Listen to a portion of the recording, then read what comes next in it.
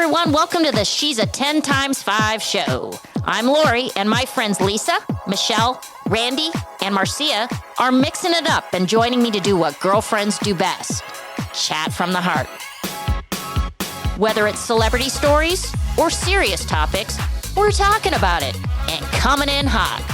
Join us as we bring you the aha moments of learning, reflection, inspiration, and of course, a whole heck of a lot of fun. Let's go. This episode is brought to you by... We are Rich Life and travel strategist Anita Heidemann. And Chef Dario Tomaselli to inspire you to whole live your life. We were given a second chance in life and know it's never too late. We create experiences to help people rediscover and connect again through food and travel with our retreats and themed dinner club community.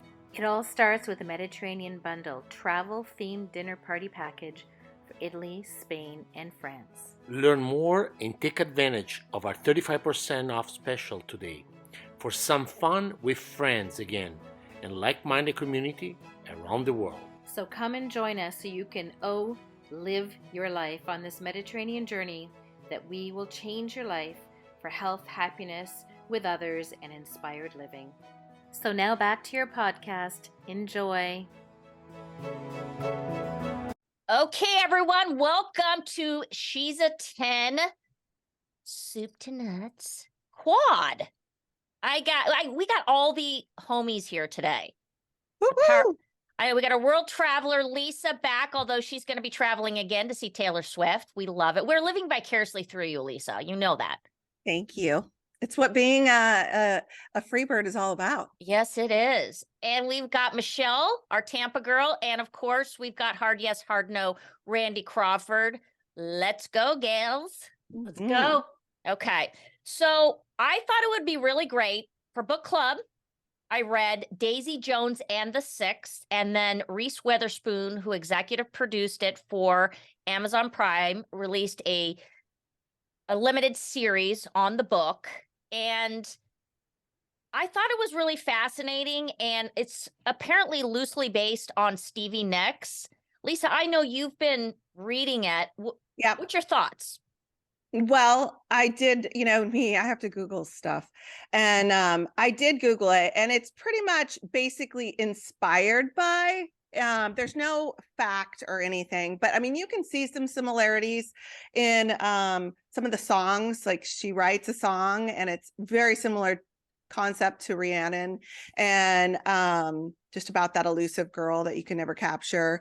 And there's just the full vibe and the feel and the infidelities. And I think inspired by is the best way to put it. I don't think it's not telling their story. Yeah, I would agree. Yeah. So I got obsessed with this, and I literally tore through the Amazon Prime, and rarely will I ever say that a show is better than a book, but I thought for some reason the series was better than the actual read. Mm-hmm.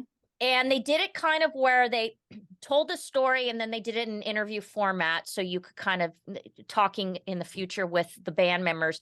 And there was one particular thing that Billy Dunn, he's the main character, he's the original lead singer of the Six, said, and it was, you can do the right thing or you can do the right thing for yourself, but rarely are they the same. And I want to really kind of dive into this because for some reason that struck a chord with me, especially as a second chapter free bird type of woman.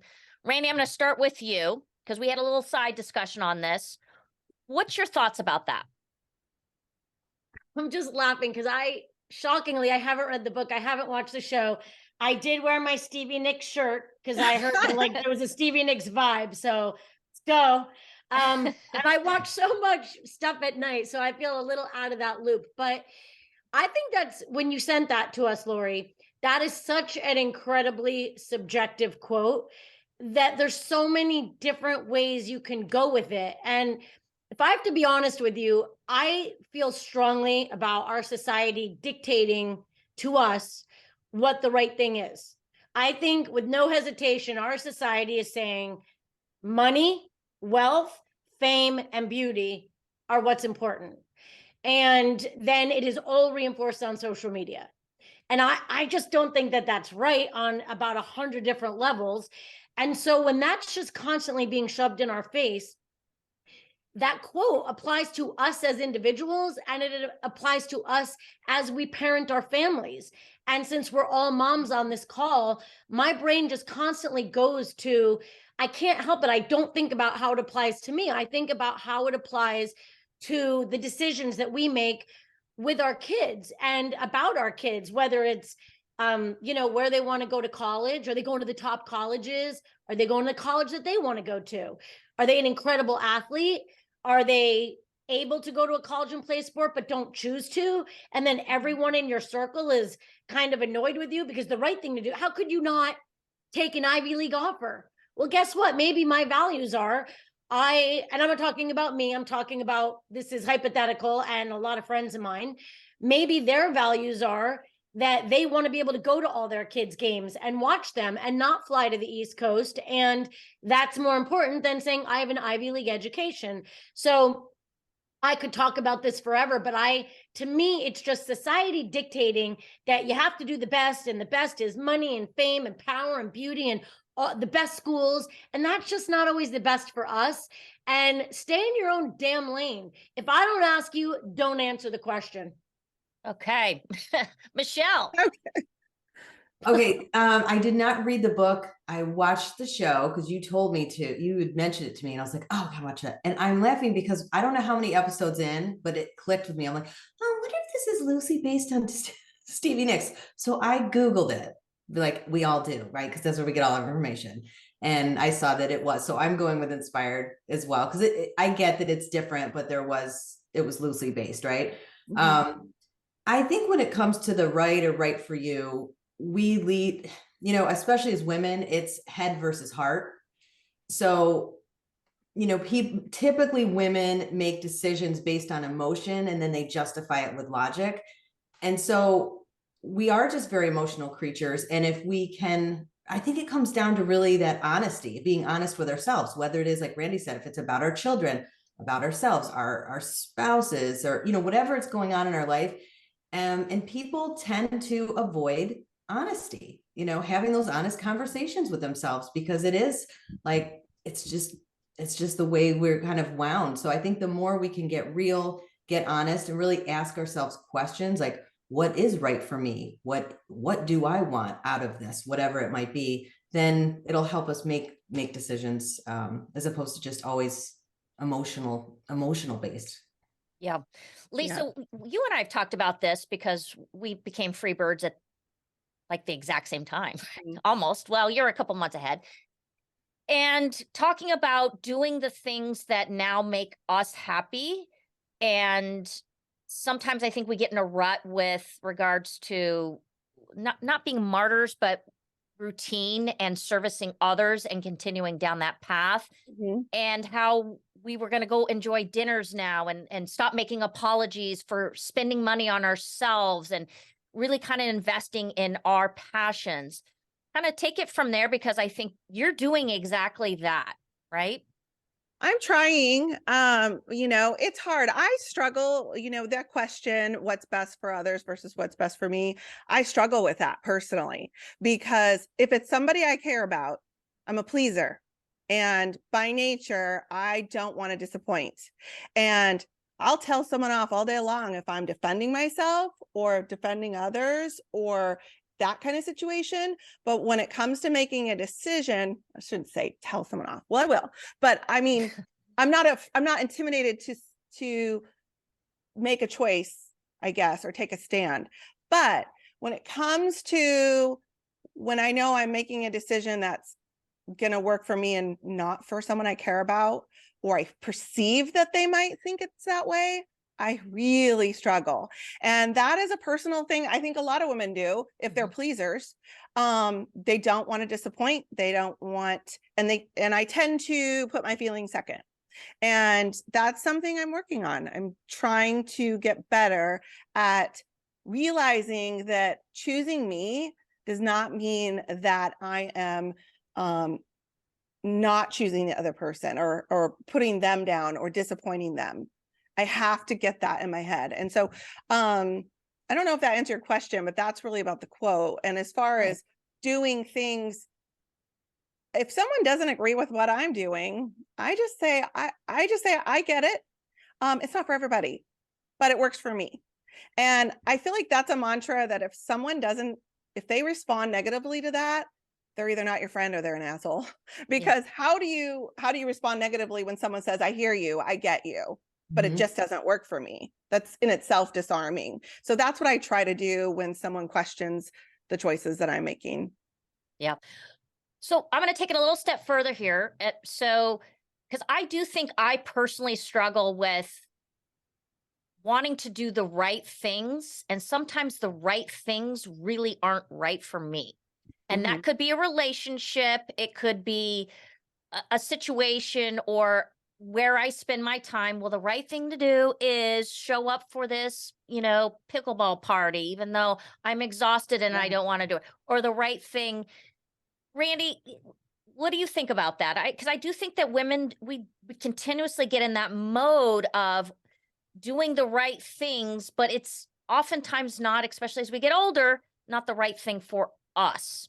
Okay, so if we're going down this lane, I have very strong feelings on this. I cannot stand this word. I find that really hard to believe you have strong No, feelings. she doesn't. No, you do not. Well, this Yeah. one I feel from my heart because I don't like how people overuse the word boundaries. Like, oh, I have a boundary. Don't text me up. Boundaries have gotten a little out of control, right? But it's kind of weird. Everyone who's in my life tells me that I remind them of like, I'm like a guy. Not that I'm not a people pleaser, but I think from a very young age, I don't know where I got it from, Lori, but I have always, before even knowing what boundaries were, just sort of set my boundaries in everything that I do. So, meaning, for instance, let's take the pickleball. Fridays is it's so much fun. We play pickleball with a group of gals. And as much as I love being with the gals, it's very important to me to go eat Mexican food and have margaritas with my husband every Friday. So I always leave early. I always leave before everyone. And I just sort of established that at the beginning. So now, like, everyone can talk about me when I leave, I'm okay with that, but I'm kidding. No one's going to do that. But I think do. I'm sure you They do. totally Fucking are. Randy. They're totally talking about it. Yeah, it's the asshole that leaves. They're talking about you. But no, you have to do, you don't ever in life have to be confrontational or negative about your choices, but your choices are your choices and do not need to be explained to anyone Right. ever. Like, I want to go have Mexican, and that's what I'm doing with my husband. When everyone else is like, God, like, not the girls, but in general, in society, everyone's like, oh my God, I'm with my husband too much. So I don't really, again, I'm back to stay in your own lane. Stop making women defend their choices. Let us do what we want to do. Yeah. Well, and I think that is really true with our friends more than anything. It's our friends who are our biggest, because they want to be with you, right? So it's like, well, why do you have to do that? It tends to be that more than it is strangers. Yeah. I think. Well, we have a friend in common, and actually Randy and Lisa and I, and she's got this phenomenal job at Lululemon. She's in retail, and I cannot tell you how many people, why is she doing that? She's tired or whatnot. And I felt like I was defending her choice because I'm like, it makes her happy. Yes, she's spending time away from the friend group. Yes, she can't do as many things and she's unavailable at times, but she's doing something that makes her really fulfilled and happy. And I don't know why more people can't just step back and look at that for what it is. Yes. Yeah. Michelle, what do you think? I mean, I don't what is their problem? Worry about yourself. Like, what are you talking about? Like, why do you care what I'm doing? It's none of your business. You Right. obviously are lacking something in your own life because you're worried about mine. Honestly, like that makes no sense to me. You should be happy. Is she happy? Is she healthy? Everything's good in her life. Then support your friends. That's not a friend. I don't want to be around people like that. I get it. Everybody has chirps a little bit here and there, but at the end of the day, you need to worry about yourself. Yeah. I'll chime in and tell you a funny story because her and I both can commiserate on the whole retail thing. And during Christmas, we both work in very different locations. And during Christmas, she has to literally drive and park like a mile away. She's not even allowed to park in the parking lot where she works, and then take a bus. So she has been known to send me texts at 5 a.m. She's like the only one on a bus. And we literally lap our asses off. It's hilarious. I'm like, I freaking love you for this. She couldn't send that picture to everyone because they'd be like, what are you doing? And She can send it to me, and I would like the friends and family discount. Yeah, those are Possible? nice. Thank you. Yeah. If you can just give me a little plug, I'll be your friend. Yeah. Well, I think that's a key thing, is that I think sometimes we do get so focused on our own lane, Randy, that we can't be objective about someone else's lane. And I think there's a lot of pressure. And I think you brought up a really good point about children and, trying to kind of see the forest through the trees on what's going to be right for them versus what we think is the right move, right? The brand, the status, the clout. I mean, we get caught up in that shit. And I think Let me ask you, I want to ask a question about this. Do you think it's because you've got this big friend group and friends like to talk? Like I always say, my parents always like to discuss us, like what's going on in our life. It's like they analyze everything. Is it the same thing because it's a close friend group that people are just, kind of giving their 2 cents? Well, no, I think it's universal. Yeah, I think it's everywhere. I think it's, and now we have social media, so it's in your social media ecosystem too. People telling you what you should be doing. I don't know, Lisa, what do you think? I agree. I think it's everywhere, but Michelle, I do agree. I think that the closer you are to somebody, the more permission you feel that you have to say things that maybe would be taken the wrong way. It's like you feel like, oh, I know her well. I'm going to say, what the hell are you doing? Right. And you might not think that you're saying something that's hurtful, right? You're just commenting and you're giving your 2 cents, because that's what we all do. But then it could be construed as you're saying these negative things. And maybe it is, maybe they aren't. But I think a lot of it is just people are just talking about what's familiar. Exactly. Yeah, we had a friend of ours that did dry January. And just from speaking with her, I think she felt a lot of pressure to not do dry January, even though she felt like, this is what I want to do. I'm going to prove to myself that I can go 30 days without the temptation of alcohol. I want to see how my body changes. I want to see the benefits. But boy, she did get a lot of pressure to have cocktails when everyone else was having cocktails. And it blew my mind, made her very uncomfortable. I'll definitely chime in on this because I don't know, maybe not you, Michelle or Lisa, I don't know, but for me, I've hit that hormonal stage where I really can't have a lot of sugar. And so I have, for the most part, and people know me as a wine drinker. I drink wine, and a lot of it. And I cut it back completely with the whole hormonal thing. And I got to tell you something, you literally are defending yourself. It's like, you're defending yourself against everybody when you say you don't want to drink. People can't understand that. Or you don't want to have sugar. It's like so weird. Someone can say I'm going vegan and everyone's like, right on. I'm eating all tofu, like right on, but like I'm not drinking. What do you mean you're not drinking? You're like, I don't know. I'm sorry, but the sugar keeps me up at night. I don't want to have hot flashes. Like, I'm with you, Randy, but I was going to say, and know you guys say this too, is like, then there's the opposite of the person that talks about whatever they're doing nonstop. Like, I'm eating keto. Now I'm doing the diet. And you're like, we know you've told us every day for the last month. So there's that side too. Yeah. I don't know what it is that triggers people about I'm not drinking.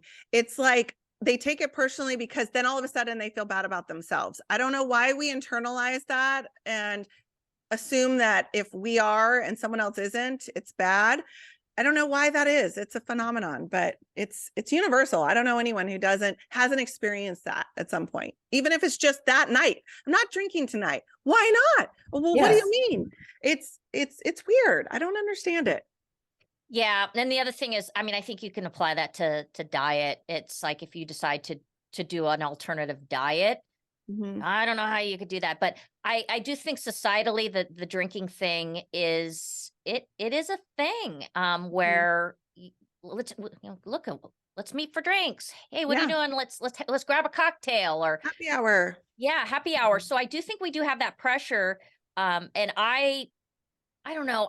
Ladies, I think I'm at a point in life where what I choose to do, I don't make as many apologies, and I'm Mm-mm. constantly trying to get better and better at that. I need to do that better with my children, because I think as they become adult children, they want to weigh in on everything I fucking do, right?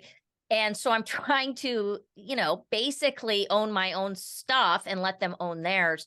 But I do think we do get pressurized to do certain things that really make us unhappy. Not gonna lie. Yeah.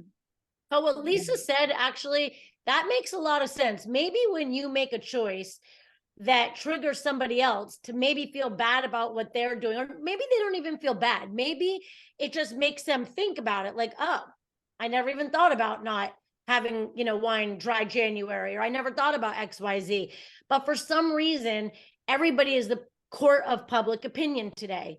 Everybody wants to weigh in on everything that you do. And it's sort of like you have to put this force field around yourself to just be like, listen, unless I ask, please don't answer. Right? Well, you know what? I have to say this. Men are really, and I'm speaking only from the lens of the men I've been around, and I've been around a lot of them through my days. And my husband, they're really good at that.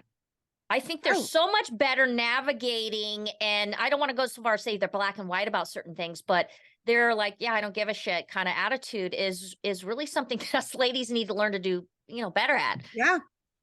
Well, Michelle? and I noticed they deflect or like make a joke out of it, right? And then they're like, Right. oh, and then they move on. Whereas women tend to just sit and marinate on something so long. And it's like the question after question. And it's just like, this is what I'm doing.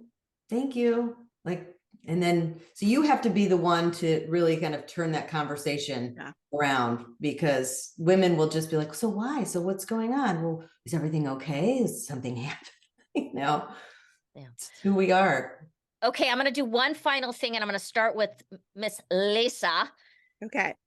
Okay, we talked about Gwyneth Paltrow last week and her initial scandalous kind of blow up social media thing.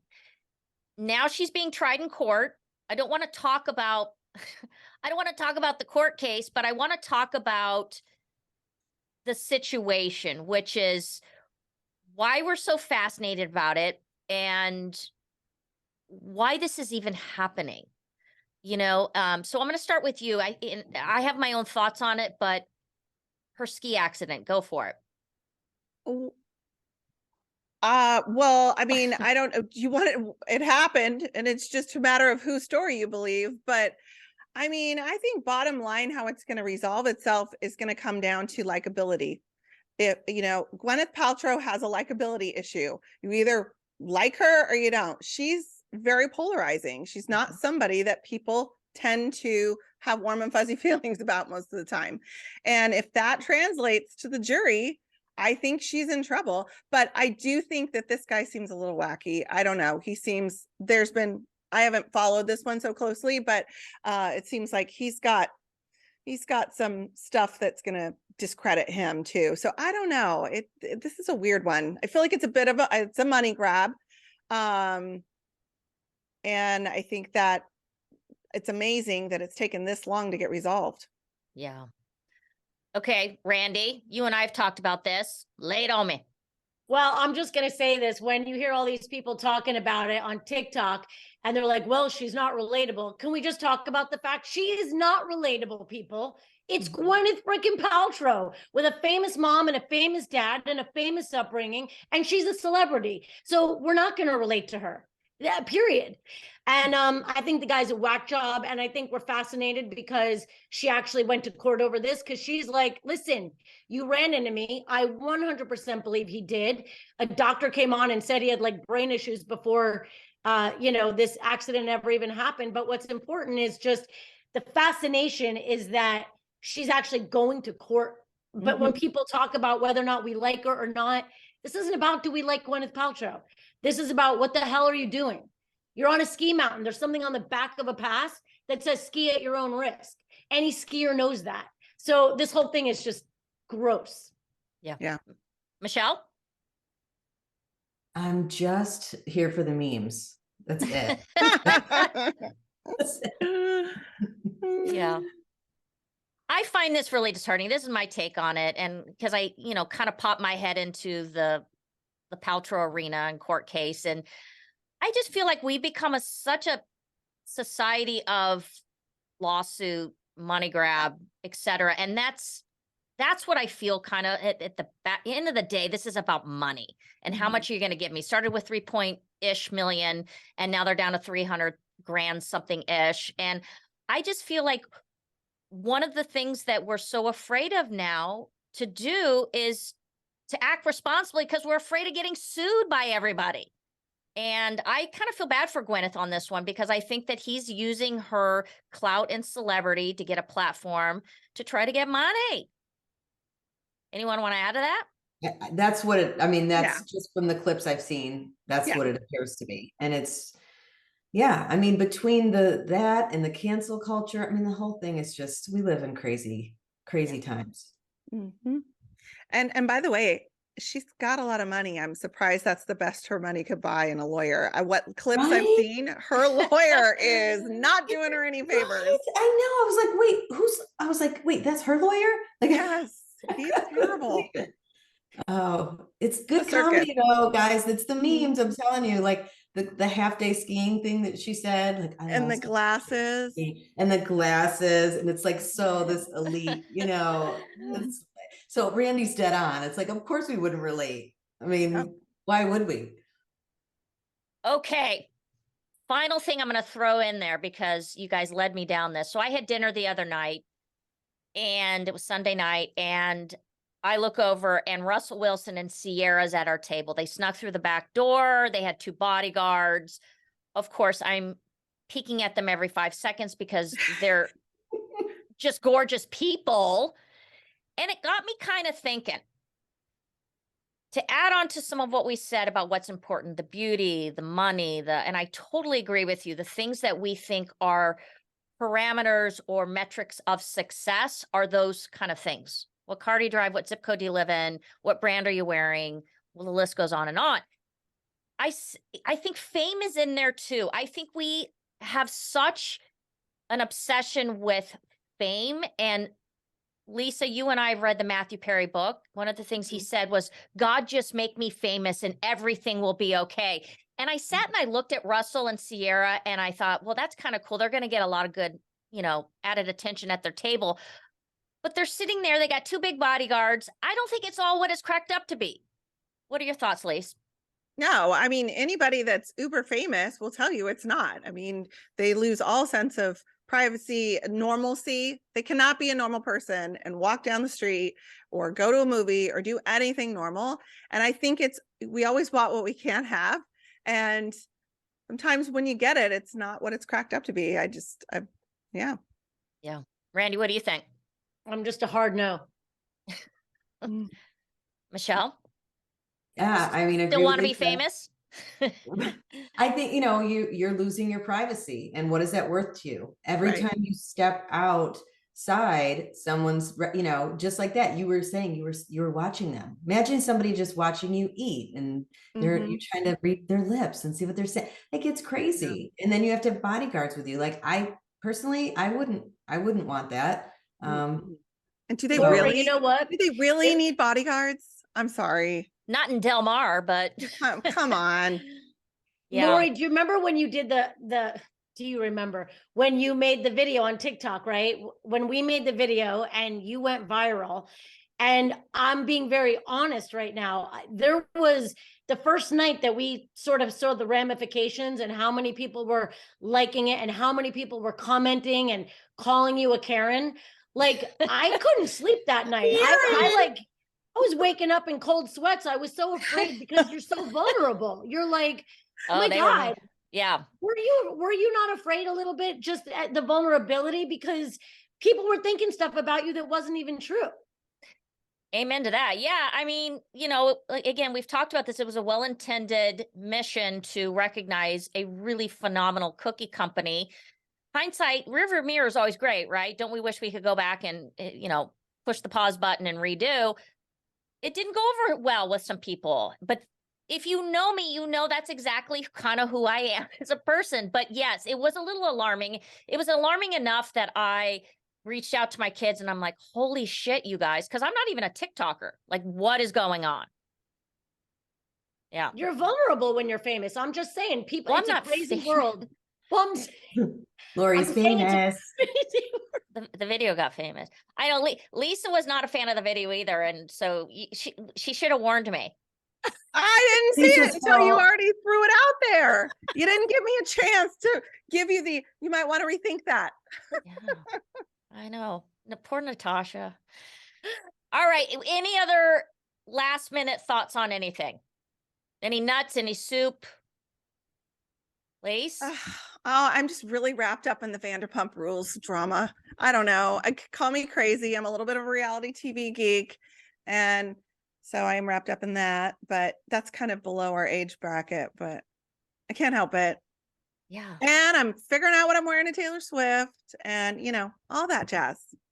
Okay. Any last minutes? Did we do well today, ladies? Yeah. I think Yes. so. Okay. All right, everyone. Thanks for joining us, and we'll catch you next week.